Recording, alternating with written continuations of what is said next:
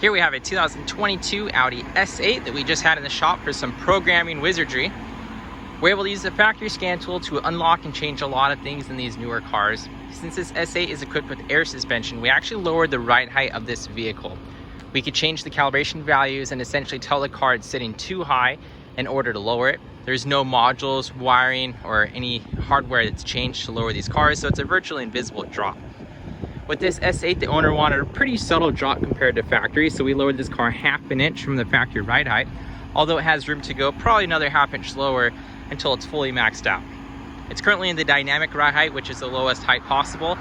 It still has the option to press comfort or the raise button to raise the height of the vehicle, but it still has a lot of room for maneuvering, getting around town, and big obstacles with the current ride height. While this S8 was also in the shop, we enabled the matrix functionality in the headlights.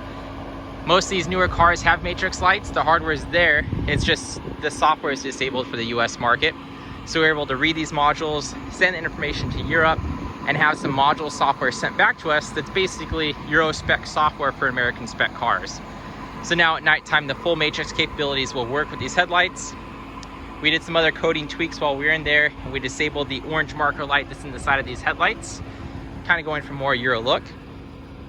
This S8 will be back for some more upgrades soon, possibly tuning and an exhaust system. This is a great place to get any build started and to kind of make the car stand out from the rest of the crowd. So if you got a newer Audi, Porsche, Lambo, Bentley, and you want to lower it, do some fun stuff, drop us an email and we'll help you out.